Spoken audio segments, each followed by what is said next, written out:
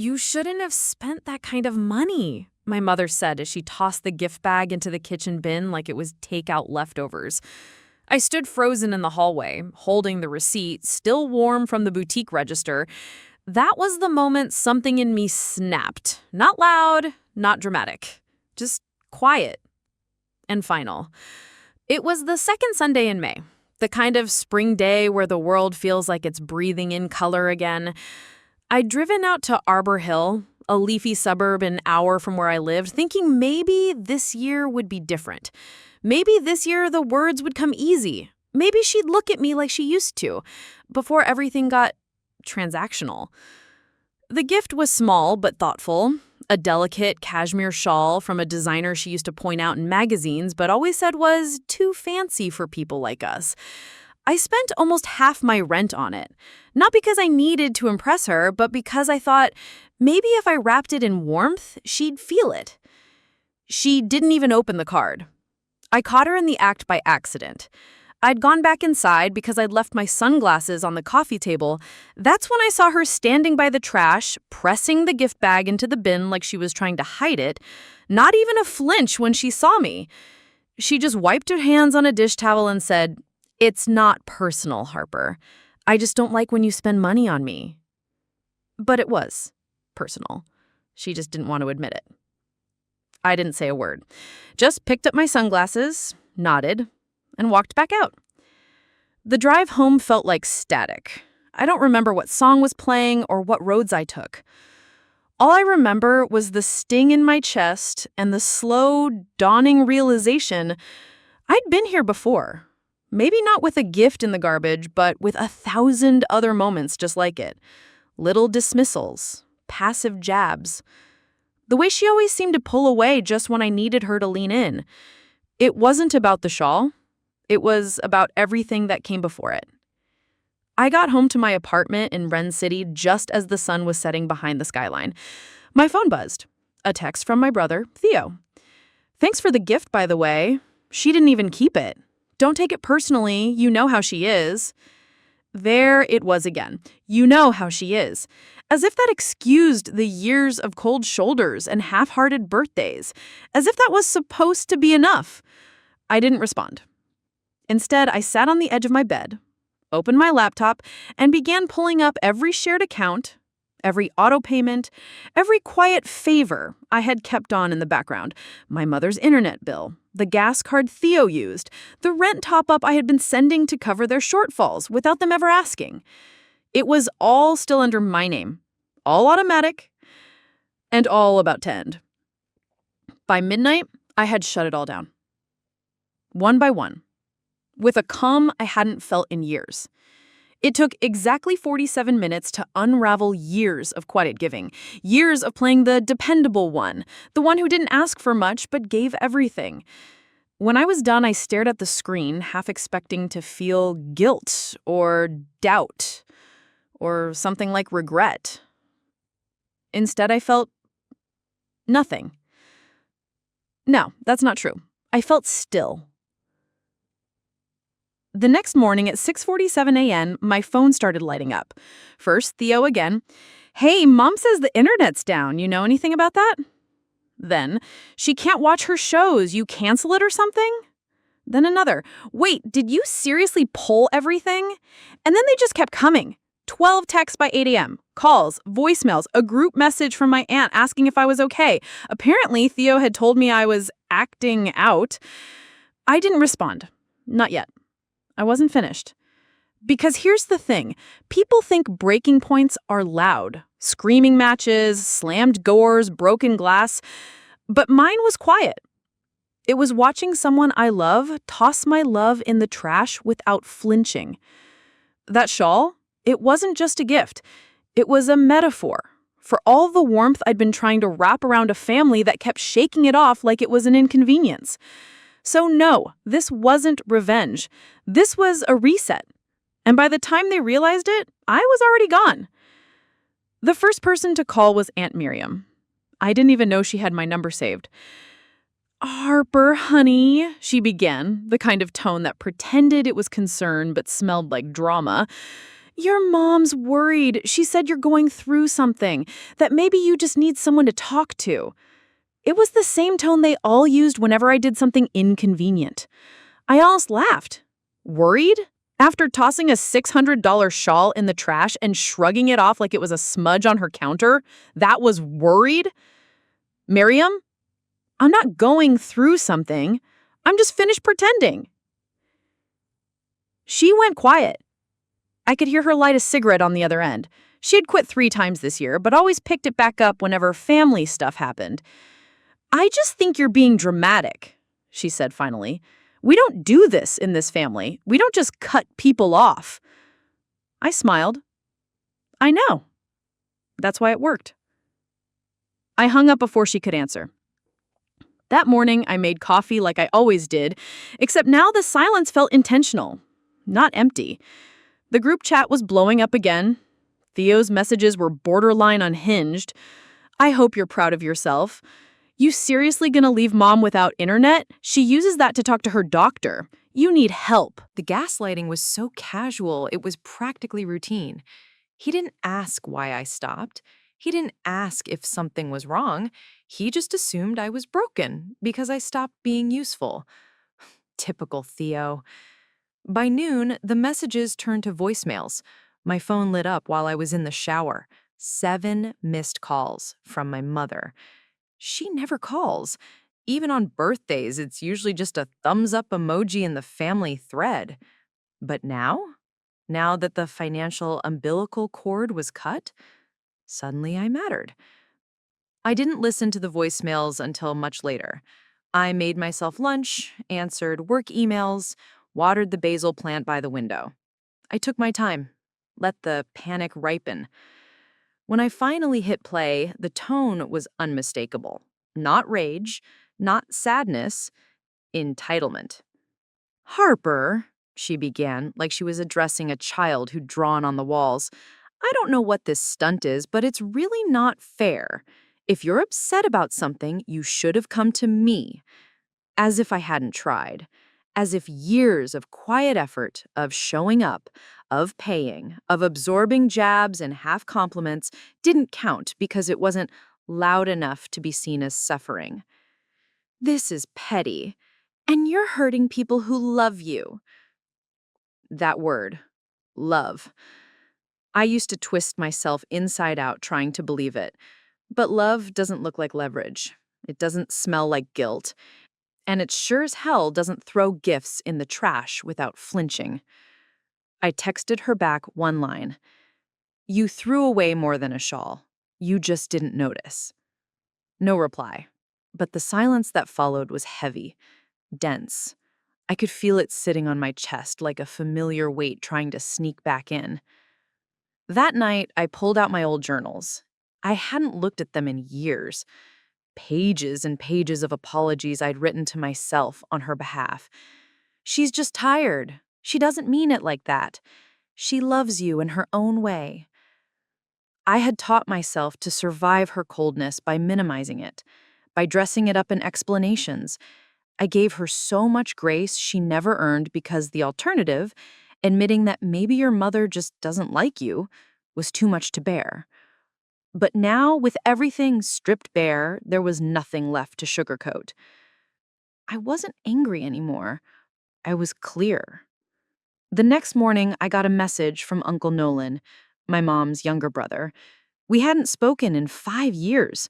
The last time he reached out was to borrow money. He still hadn't paid it back. Heard you're cutting off the family. Guess money changes people, huh?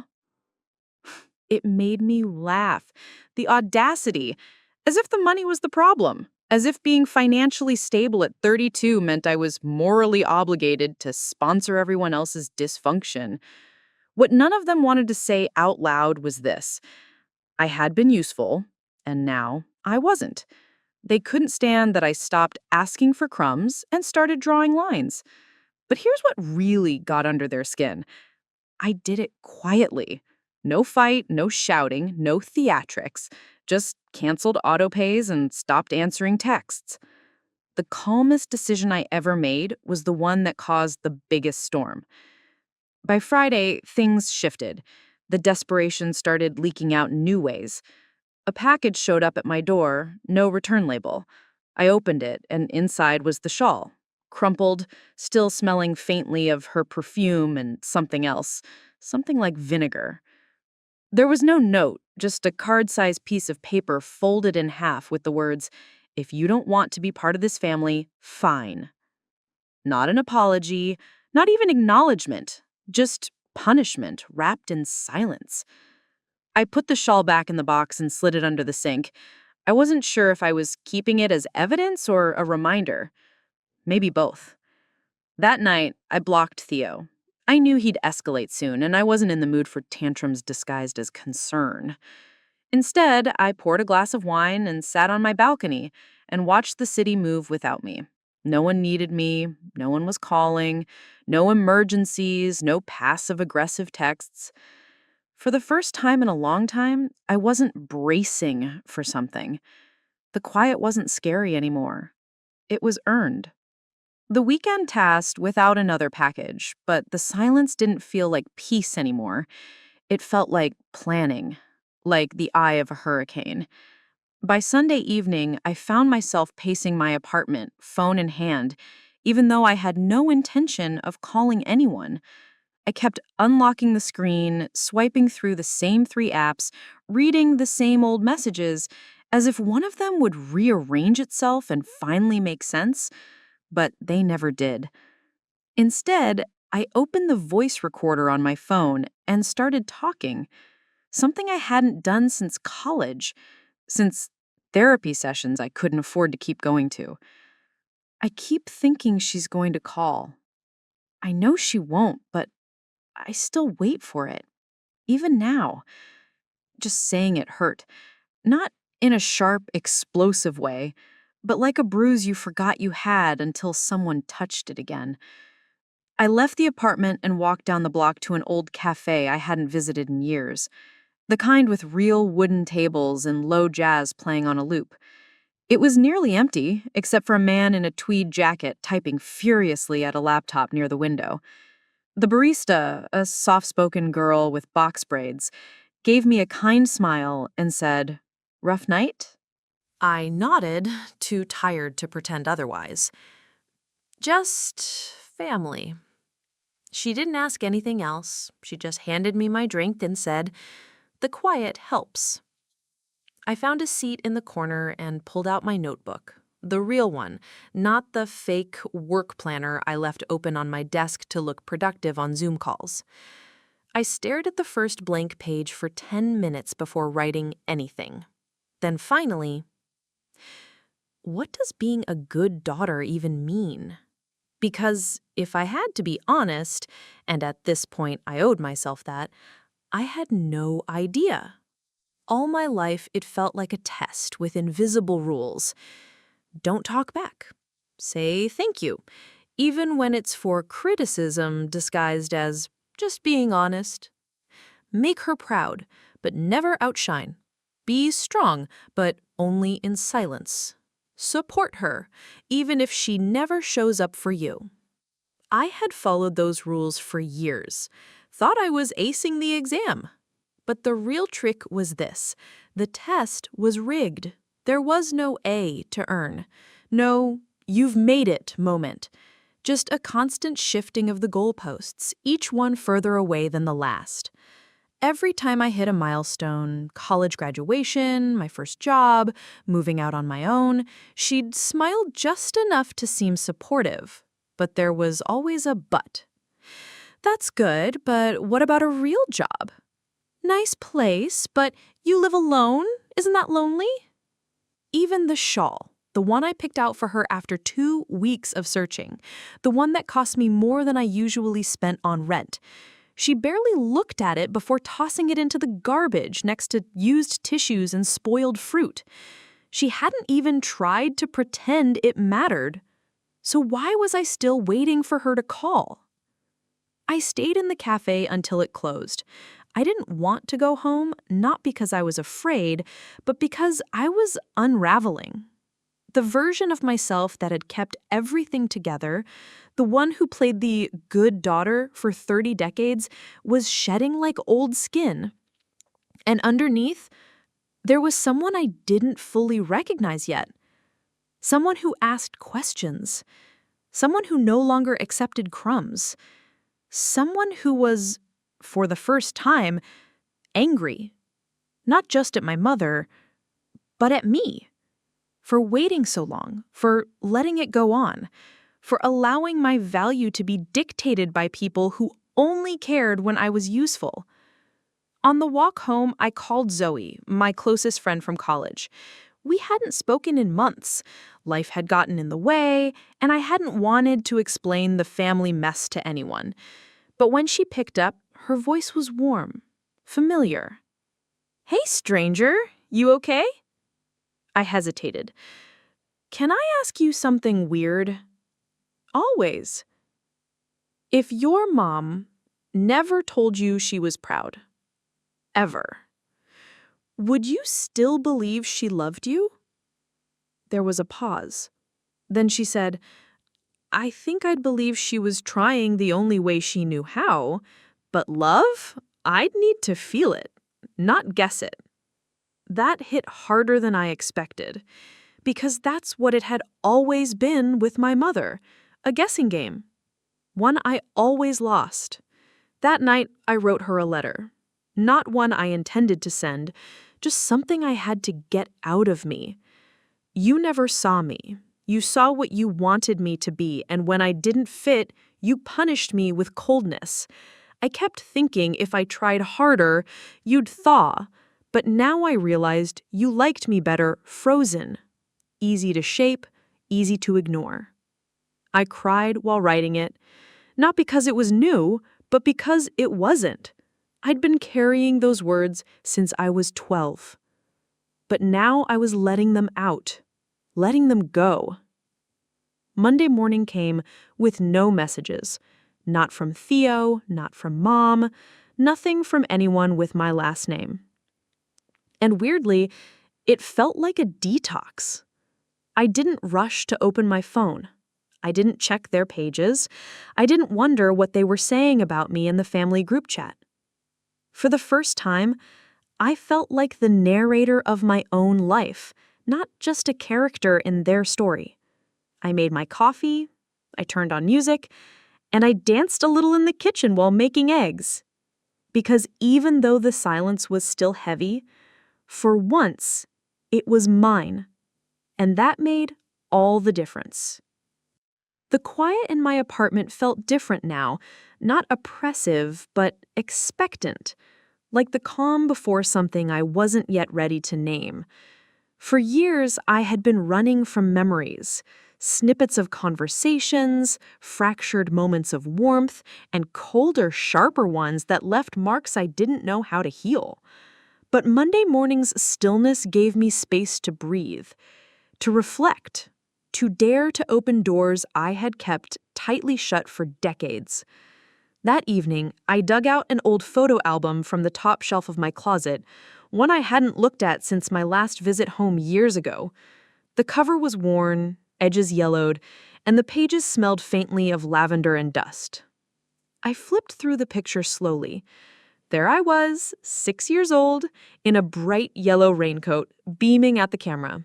My mom standing behind me, hands on my shoulders, her eyes tired but smiling. The next photo was different. It showed a younger version of her, long before I was born. Dark hair pulled back, eyes scanning something just out of frame, lips pressed tight. Something about that picture pulled at me, a shadow under the surface. I realized I knew almost nothing about her before me, about her dreams, her fears, her struggles. Who was she before becoming my mother? The next day, fueled by a restless mix of curiosity and hesitation, I called my Aunt Clara. She was my mom's older sister and, as far as I knew, the only family member with any real insight into the life my mother left behind. Clara picked up after 2 rings. "Harper, it's been a while," she said, voice warm but cautious. I know, I replied, trying to keep my voice steady. I I have some questions about Mom, about before. There was a pause, and I could hear her breathing on the other end. Okay, she said finally. What do you want to know? I hesitated. How to start? Was Mom always like this? Cold? Distant? Or did something happen? Clara sighed deeply. Your mom wasn't always like that. She had dreams, Harper. Big ones. But life didn't go easy on her. When she was younger, before you were born, things happened. Things she never talked about. I listened intently as she recounted fragments of a story I had never heard. My mom, Naomi, grew up in a small industrial town several states away. The kind of place where everyone knew everyone, and secrets didn't stay buried long. She was the middle child, caught between a mother who was strict and a father who was often absent. The weight of responsibility fell on her shoulders early. She had to be the caretaker, the peacemaker, the good girl who kept the family together. But there was more. A relationship with a man who wasn't my father, but had a hold on her for years. A complicated mix of love and fear that left scars deeper than I'd imagined. I don't know all the details because Naomi rarely talked about it, but I do know she carried that pain silently. And when you came along, I think she thought she could protect you by being distant. That night, I stared at the ceiling trying to process what I had learned. My mom's coldness suddenly felt less like rejection and more like armor. But the questions didn't stop there. If she was protecting me, why had it hurt so much? Why had she thrown away the shawl, the one I'd chosen with so much care? I realized that love for her must have been tangled in fear and survival. I went back to the garbage bin in my mind, the one where I found the discarded shawl, and wondered if she saw me the same way. Something precious, but too fragile to hold on to. The next morning, I found myself searching through old emails and letters my mom had kept. There was one letter in particular, folded and tucked inside an old book on the shelf. It was addressed to a man named Daniel, dated years before I was born. Her handwriting was tight, hurried. I don't know how to say this, but I'm scared. Scared that I'm not strong enough to keep us both safe, but I promise I'm trying. Reading those words, I felt a strange kinship with a woman I barely knew, the woman my mom was before becoming just Mom. She was scared. She was trying. And maybe for all her faults, she was just as broken as I was. That day, I went for a long walk through the neighborhood. The sky was gray and the wind carried the scent of rain and earth. I thought about the choices she'd made and the ones I was about to make. Because understanding the past was only half the battle. The other half was deciding what I was willing to carry forward. Back home, I found myself writing again. Not a letter this time, but a list. Not of grievances or wounds, but of qualities I wanted to find in myself moving forward. Strength, compassion, forgiveness, boundaries. It wasn't about becoming like her. It was about becoming the woman I wanted to be. The phone buzzed unexpectedly as I was putting my notebook away. A message from an unknown number. I think we need to talk. My heart skipped. Could this be the moment when everything would change? Or was it just another twist in a story I'd been telling myself for too long? The text had come out of nowhere, its briefness packing more weight than I could have imagined. I think we need to talk. The unknown number on my phone blinked at me like a beacon in the middle of a storm. My fingers hovered over the screen for what felt like forever before I finally typed back, "Who is this?" The reply was instant. "It's me, Daniel." My breath caught. Daniel! The name alone dredged up a flood of memories I had long buried. The man who was part of my mother's story The shadowed figure Clara had mentioned, a presence that had shaped her life and somehow, by extension, mine. The decision to respond wasn't easy. Part of me wanted to delete the message and pretend it never arrived, to protect the fragile sense of peace I had begun to build in the last few days. But curiosity and something deeper pushed me forward. "What do you want to talk about?" I typed, trying to keep my voice steady through the screen. His answer was surprisingly simple. Everything. That evening, I agreed to meet him at a small coffee shop halfway between his neighborhood and mine. I was nervous, apprehensive, but also strangely hopeful. When I walked in, Daniel was already there, sitting in a corner booth, sipping a black coffee, his eyes fixed on the window as if expecting someone long overdue. When he saw me, he stood slowly, and for a moment, neither of us spoke. It felt like we were both trying to gauge how to navigate a conversation that had years of silence between us. "Harper," he said finally, his voice low and rough. "I didn't expect you to respond." "I wasn't sure I would," I admitted, settling into the chair across from him. "But I guess I had questions." He nodded, looking down at his coffee. "I figured." For the next hour, Daniel told me pieces of a story I had only glimpsed before. He spoke of Naomi, my mother, not just as the distant figure I knew, but as a young woman full of dreams and struggles. They had met in college, both hungry for something better, something different. For a while, it seemed like they could build a future together, but life had other plans. Daniel's family disapproved of Naomi. He was from a well-to-do background. She was from a small town, struggling to escape the weight of her past. The pressure tore them apart. "There were fights," he said quietly, "not just between us, but from outside forces that neither of us could control." He paused, looking me in the eyes. "Your mother carried more than you realize. She was fighting battles that had nothing to do with you." Listening to him, I felt a strange mixture of anger and empathy. Why had no one ever told me any of this? Why was I left to piece together the fragments alone? Daniel's words filled in gaps, but they also opened new wounds. He revealed that Naomi had been offered a chance to leave town, to start fresh with him, but she declined. He said she had to stay, for you. For me. I felt tears prick at the corners of my eyes. The coldness, the distance, it was never about me being unwanted.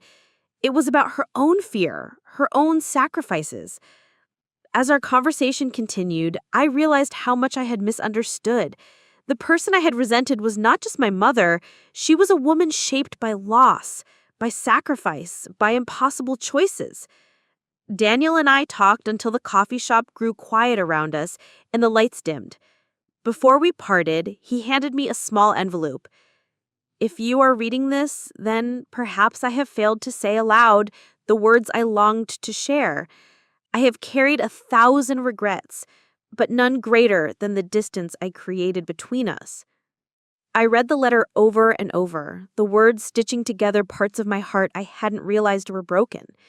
For the first time, I felt the possibility of healing. The next morning, my phone buzzed again. This time, it wasn't Daniel. I stared at the screen, heart pounding.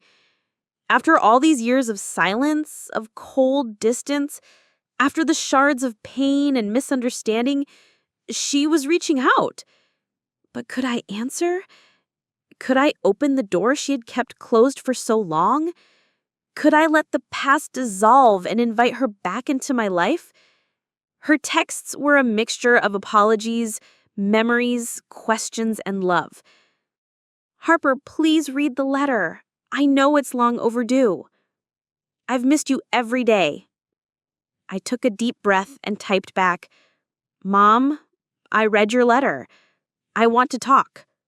We agreed to meet that afternoon in the park near her house, the place where I had spent countless childhood hours, but now viewed through a new lens of fractured memories. When I arrived, she was already there, sitting on a bench under the sprawling oak tree. Time had softened her face, but her eyes still held the fierce warmth I remembered. "Harper," she said, voice cracking slightly as I sat beside her. "Thank you for coming." I nodded, unsure where to start. Her own childhood had been marked by hardship, poverty, loss, and abuse. She had dreamed of a different life, but the weight of her past haunted every step. When Daniel entered her life, she had hoped for escape, for happiness, but the pressure from his family and the fear of repeating cycles of pain held her back. When I was born, she was scared she wouldn't be enough, scared she would pass on the pain. The walls between us began to crumble, fragile but real. We shared laughter, tears, and memories long buried. I told her about the shawl, the one I had made, and how finding it in the trash had broken me. We met for coffee once more, this time with Mom present. The three of us talked openly about pain, forgiveness, and hope. It wasn't easy, but it was necessary. Daniel revealed how much he had admired my mother's strength and how deeply he regretted the lost years. In the weeks that followed, Mom and I rebuilt our relationship step by step. She came to my apartment for dinner. We visited old places together, laughing over shared memories and making new ones. I realized that love is messy, imperfect, and complicated, but it is also powerful enough to heal even the deepest wounds. The shawl, once discarded, became a symbol, not of rejection, but of resilience. I decided to mend it, stitch by stitch, weaving new colors into the worn fabric. It was a gift to myself, a gift to Mom, and a reminder that even the broken can be beautiful. Looking back, I understood that my mother's actions were not the absence of love, but the manifestation of her own struggles. By choosing forgiveness, I freed myself from the chains of resentment. And by opening my heart, I found a love I thought was lost.